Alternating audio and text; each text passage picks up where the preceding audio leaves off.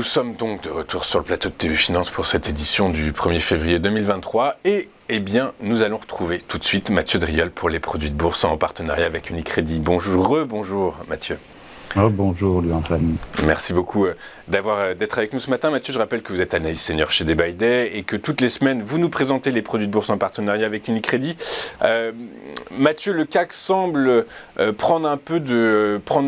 respirer un peu, prendre un petit peu de distance face aux choses en attente des politiques monétaires, des décisions de politique monétaire de cette semaine, d'une salve d'indicateurs macroéconomiques. Du coup, qu'est-ce que vous en pensez là? Le CAC respire, le CAC est attentiste, que se passe-t-il?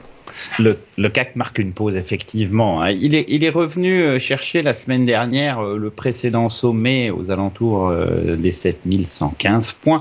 Ça fait maintenant une petite dizaine de séances, effectivement, qu'on a un intervalle d'évolution assez restreint entre 7115 et 6947, le point bas de la belle séance baissière avec une clôture faible. Bon, c'est cet intervalle qui conditionne tout ou partie du futur de l'indice CAC, en futur à horizon quelques semaines, bien sûr, pas plus. Ça traduit quoi? Effectivement, un attentisme des investisseurs avec les échéances des banques centrales cette semaine. Et ils ont des anticipations. Est-ce qu'elles vont être confortées, améliorées? Quel va être le discours? C'est effectivement tout ça qui se joue maintenant, ce soir, demain.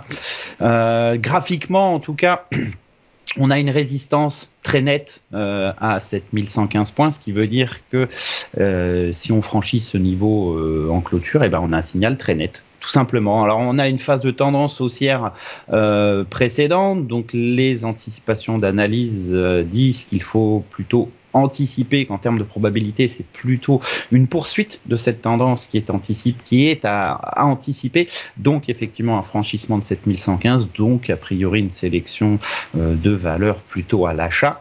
A contrario, signal baissier uniquement sous 6947 points en attendant dans cet intervalle. On peut faire des petites mèches, des petites bougies. D'ailleurs, on le voit très bien que cette hésitation, en fait, dans la forme des bougies, il y a des mèches hautes, basses et des tout petits corps. Ça traduit effectivement un certain état d'équilibre sur une séance entre acheteurs et vendeurs, ce qui montre bien effectivement cette lecture de j'attends d'avoir les données avant de revenir éventuellement sur les marchés ou peut-être même d'alléger mes positions. Nous, on fait confiance aux probabilités et à la tendance en place, donc une lecture plutôt haussière. Plutôt haussière, effectivement, les analystes scruteront le ralentissement éventuel de la hausse des taux directeurs de la Réserve fédérale américaine tout à l'heure, attendu en hausse de 25 points de base après des hausses de 50 points de base et 75 points de base précédemment. Du coup, dans cet environnement porteur, a priori, dont les probabilités de poursuite de hausse sont plus importantes, vous avez décidé de nous parler de Essilor-Luxottica. Oui, il y a une configuration graphique qui est intéressante et un timing assez pertinent sur ce titre Essilor. Tout d'abord, sur un horizon de temps moyen terme, donc sur ce graphique en données hebdomadaires, vous avez effectivement une tendance haussière avérée depuis 2020-2021. Alors certes, elle est assez long terme.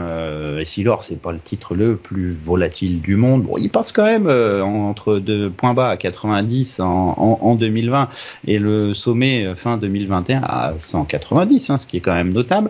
Après, les cours ont effectué une très longue phase de pause, de consolidation, et par ce retour sur la moyenne mobile à 200 périodes ascendantes. À plus court terme, effectivement, on a cette belle impulsion de fin d'année qui a permis de marquer un plus haut à 184,70 et les cours ont consolidé et reviennent à l'heure actuelle sur 164,45. C'est un niveau qui est pertinent à moyen terme puisque c'est un ancien sommet et qu'on commence à avoir une réaction haussière dessus.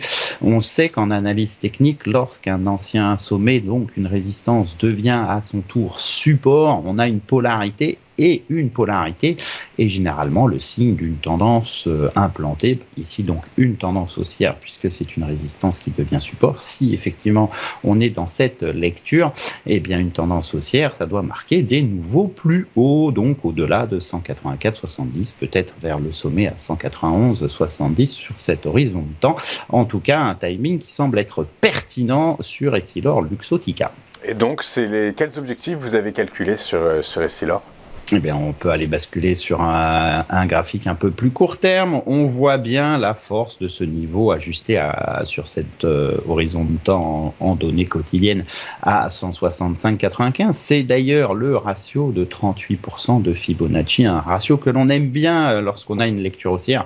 Ça veut dire que au tout premier retour, eh bien, les acheteurs reviennent défendre la tendance avec succès. D'ailleurs, la moyenne mobile à 100 périodes ascendantes passe autour de ce niveau-là.